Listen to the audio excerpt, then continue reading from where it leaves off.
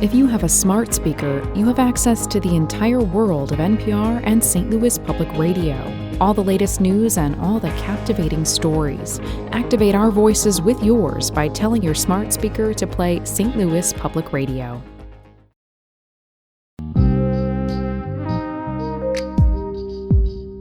So she engineered a situation where he could be summoned late at night in the middle of a rainstorm in a subdivision in St. Louis County, where he'd be alone.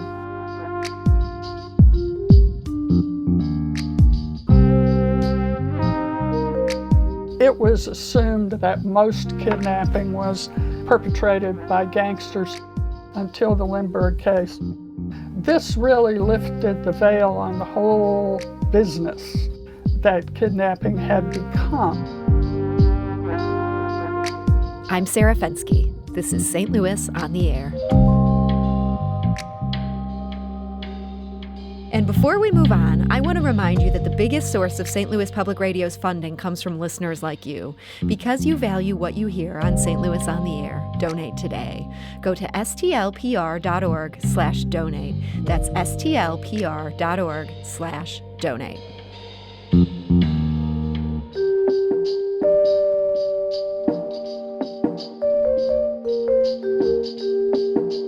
It wasn't just the Lindbergh baby. In the year 1932 alone, an estimated 3,000 Americans were held for ransom.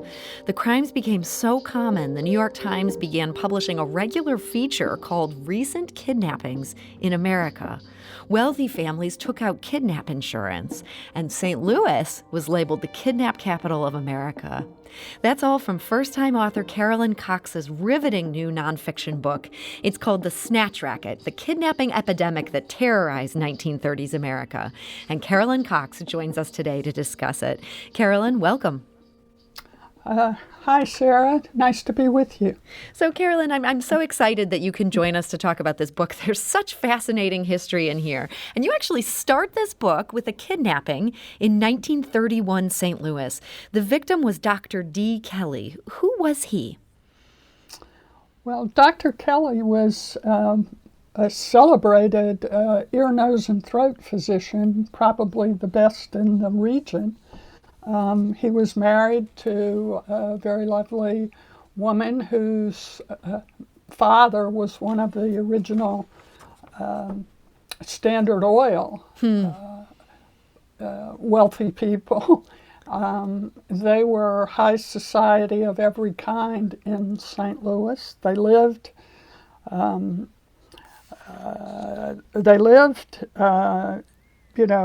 among the high and mighty, no doubt about it.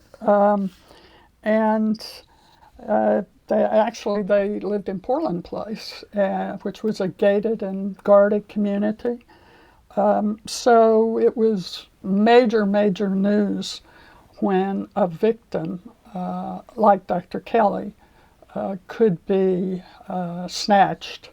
And he was held in captivity for 8 days, so it was quite a long time for the family and the community to be quite concerned, and it was a story all over the country. So what made Dr. Kelly a target of kidnappers? Well, obviously the fact that he was prosperous and had access not only to his own serious earnings, but his wife's family fortune. That they were written about in the newspapers. They were always at society events. So it was easy to know that they were quite prosperous. Mm-hmm. But the interesting thing is, to me at least, is that the individual who selected him as a good target for kidnapping was a woman whose husband was a doctor. In fact, her husband was the chief of staff of the Barnes Hospital in St. Louis. And she figured out that Dr. Kelly was actually a great target because he went out on house calls at night. And so she engineered situation where he could be summoned late at night in the middle of a rainstorm in a subdivision, the Davis Place subdivision in St. Louis County, where he'd be alone. And that was the way a lot of targets were actually kidnapped. They were found in places where they would be alone. So this story, there's a lot of great details in this. I'm so glad you mentioned Nellie Munch, whose husband was the chief of staff at Barnes. What an amazing detail right there. One of the other parts of this story that just blew my mind, so Dr. Kelly ended up being returned safe and sound, but he ended up telling his story to the St. Louis Post-Dispatch even before he was able to tell it to his wife, who'd been desperately waiting for his return. How did that come about? Well, that's a very interesting tidbit of this case. But there was a reporter, a crime reporter for the St. Louis Post-Dispatch named John Rogers. And on more than one occasion, John Rogers, it turns out, was really sort of the go-between between kidnappers and the victims' family, and he brought in to help him make contact with the kidnappers a very well-known, very highly regarded lawyer in East St. Louis, who happened also to be the U.S. Congressman for East St. Louis, Charles Karch. And Karch and Rogers, together with contacts that they had with organized crime, were able to set up the release of Dr. Kelly. And in fact, John Rogers went and picked him up. One of the conditions for the whole arrangement was that he would receive the first interview with Dr. Kelly when he was released. And the gang agreed to that condition and agreed not to retaliate against Dr. Kelly for telling his story. And I mean, that's a great way to get the scoop. You get to pick up the victim as he's being brought back to safety. It sounds like Dr. Kelly wasn't even sure if he had much of a choice of whether he was could get away with not telling his story. The kidnappers told him to cooperate. That sounds like part of the reason he ended up cooperating with this journalist. It definitely is. I mean, he was originally taken aback when John Rogers said, "Oh, by the way, Dr. Kelly, I won't be taking you home. I'll first take you to my house where you'll give me a complete rundown on what happened to you." And Kelly thought, wait a second, I mean, I'm expecting to go straight home, and I'm going to do exactly what the kidnappers told me, which was don't open my mouth to anybody. And then he thought about it again and realized that the kidnappers told him 2 different times to do whatever John Rogers told him to do. And so Dr. Kelly told the story. So these were some wild times in 1931 St. Louis. I mean, this story is just crazy. But this particular kidnapping ended up having a real galvanizing effect on the business community. There had obviously been kidnappings before this. Why did this one end up being such a big deal? I think, Sarah, that primarily it was because it happened in 1931 when people were beginning to realize, wait a second, this is a wave of kidnappings, primarily in the Midwest at that point.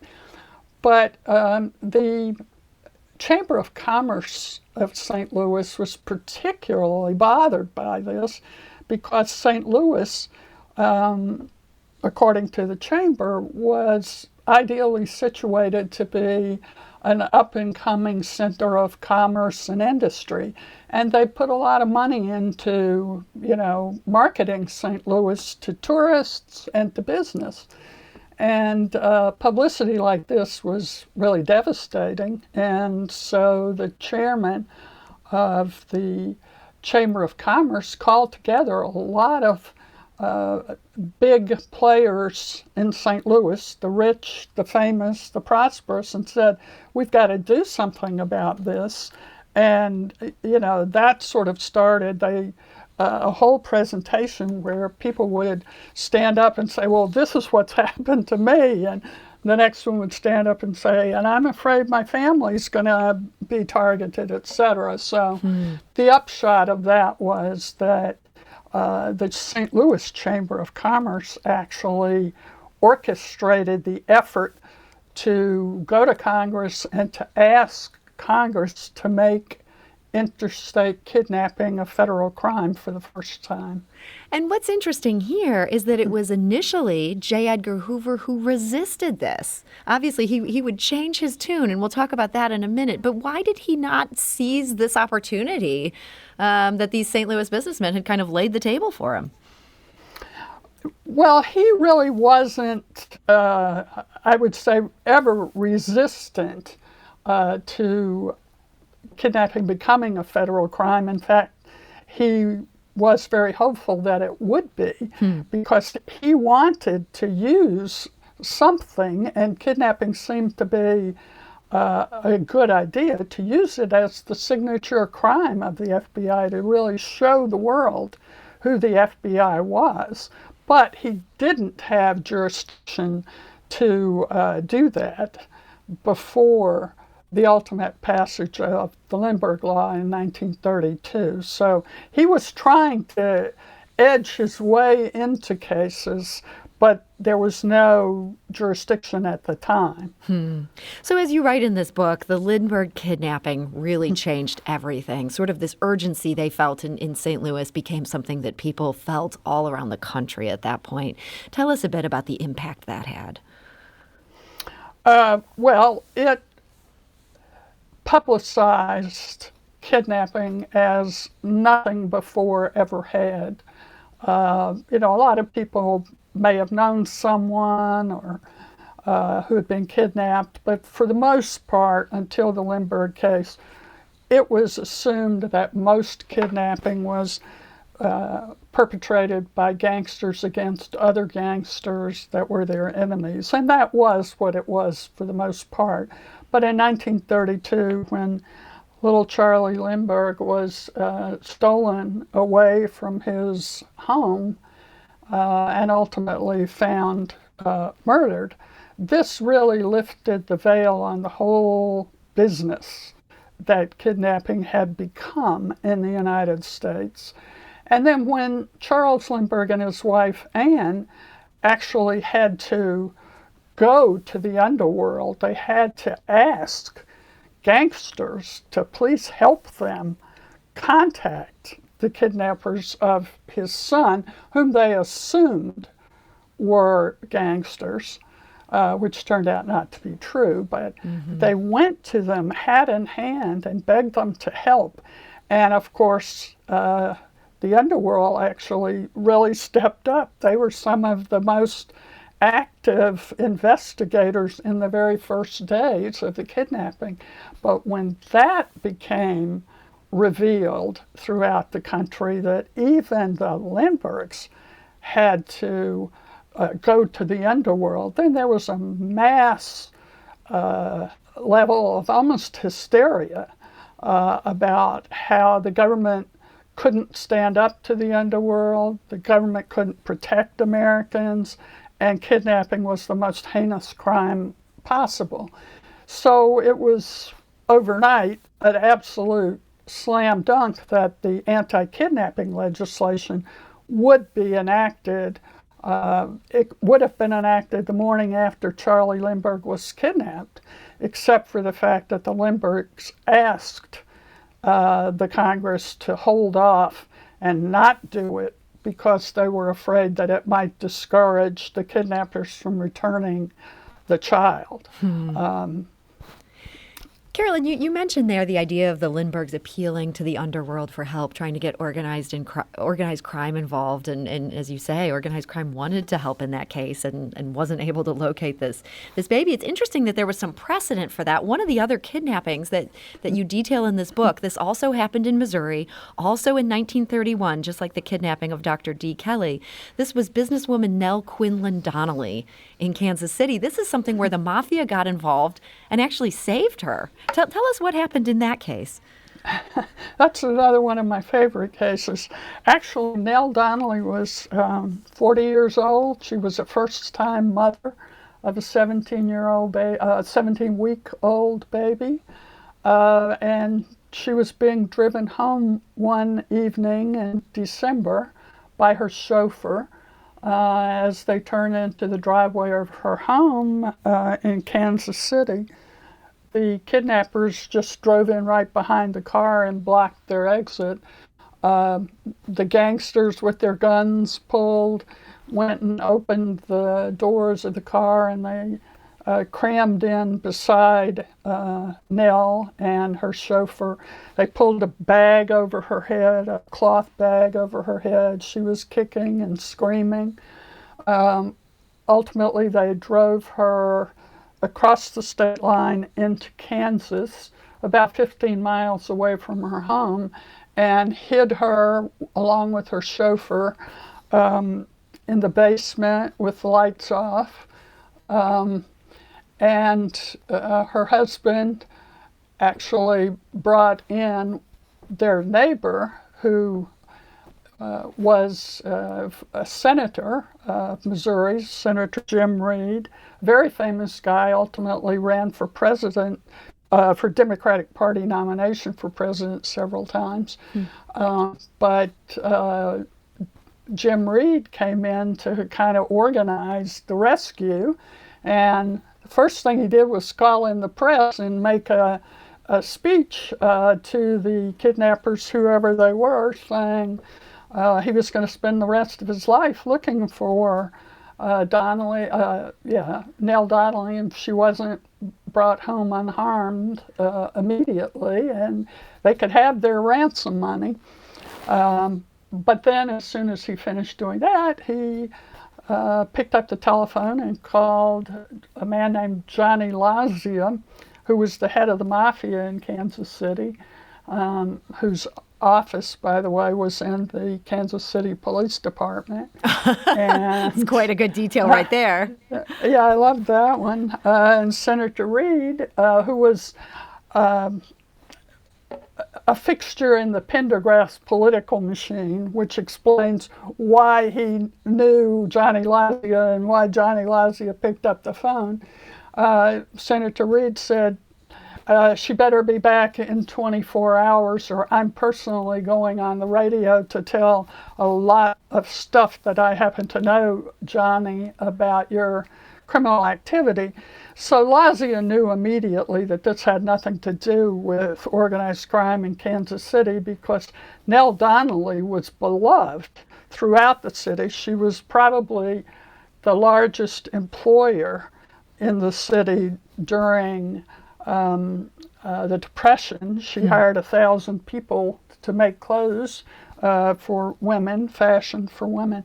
So Lazia immediately called in supposedly 25 carloads of criminals and armed gangsters and told them to go out, canvass every underworld hangout in anywhere they could think of until they could find out where Nell Donnelly and her chauffeur were being held, and to bring her home.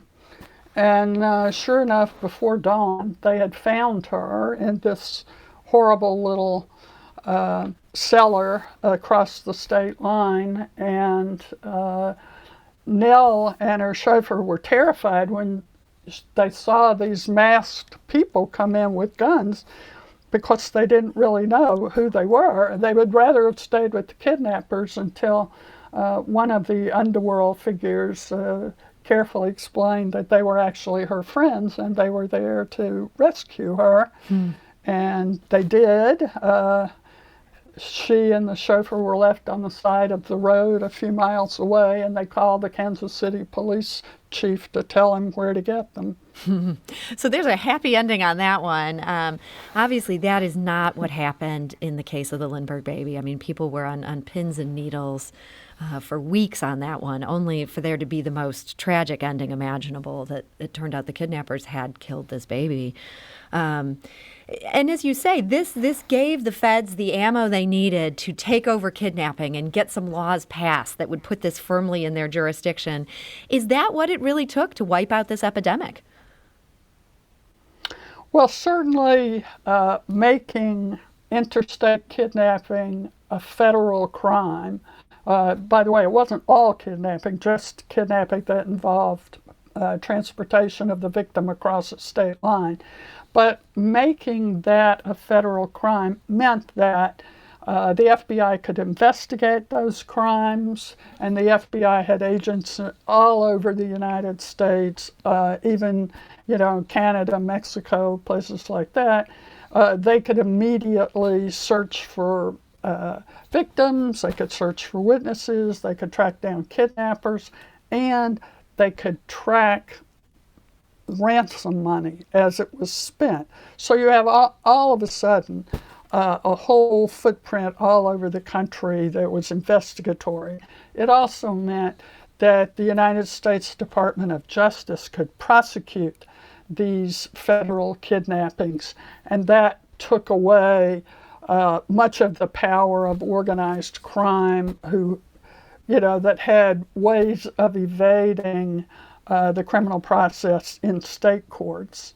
And it also gave impetus to more federal anti-crime legislation that the need for which was becoming apparent in the automobile age.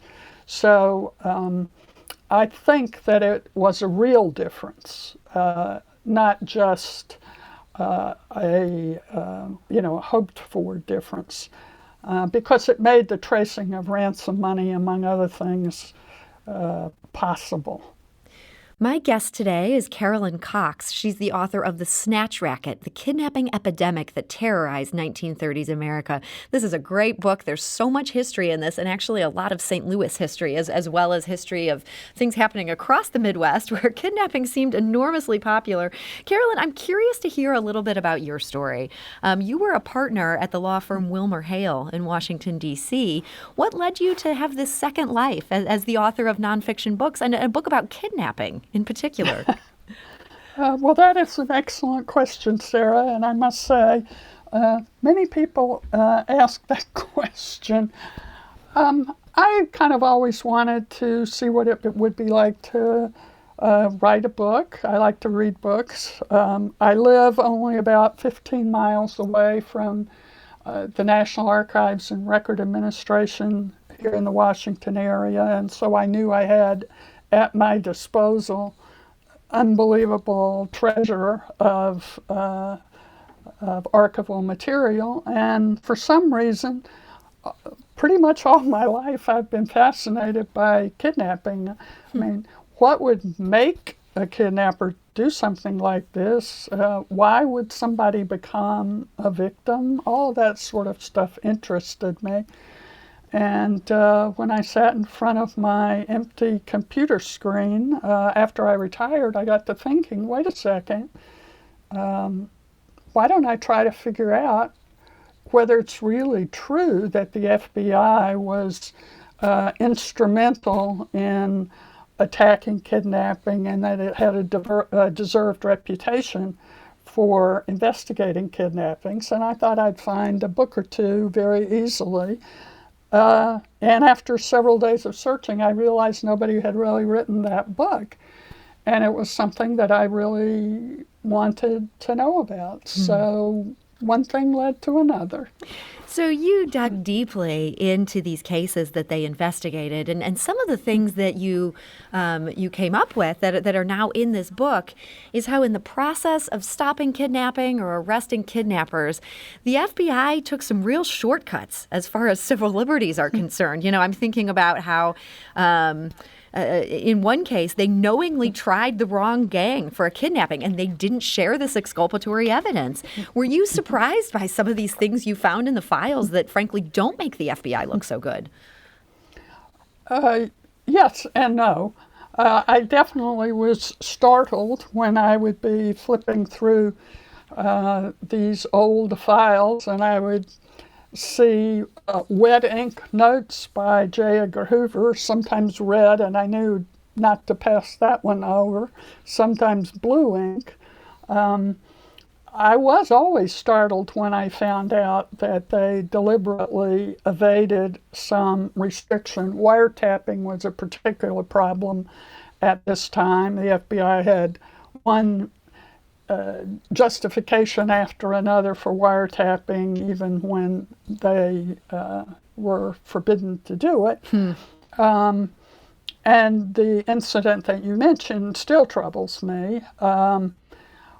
But I think there are different ways to try to explain that to ourselves. I think the most benign way to explain it is that Hoover and his special agents and prosecutors all felt very personally and deeply that kidnapping was one of the most horrid crimes ever, and that getting the victim home to his or her family was their sacred duty.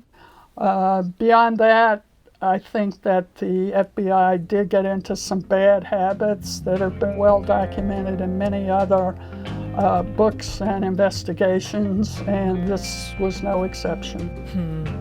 Well, Carolyn Cox, it is such a good book. I just want to congratulate you on going out there, writing your first book that is absolutely a page-turner. And I want to thank you so much for joining us today to talk about it. Well, thank you so much, Sarah. It's been a pleasure. And Carolyn's book is The Snatch Racket, the kidnapping epidemic that terrorized 1930s America. I do have a quick programming note. Our guest on tomorrow's show is an infectious disease physician at SLU's Center for Vaccine Development. We're taking any and all vaccine questions. Email yours to talk@stlpublicradio.org or leave us a voicemail at 314-516-6397. Again, that's 314-516-6397. This is St. Louis on the Air on St. Louis Public Radio, 90.7 KWMU. Do you find yourself regularly listening to episodes of St. Louis on the Air? Suggest us to a friend you think might enjoy our conversations, and leave us a review and rating on Apple Podcasts on the App Store. It's the simplest way to help people discover our show. Thank you. St. Louis Public Radio is a member-supported service of the University of Missouri, St. Louis.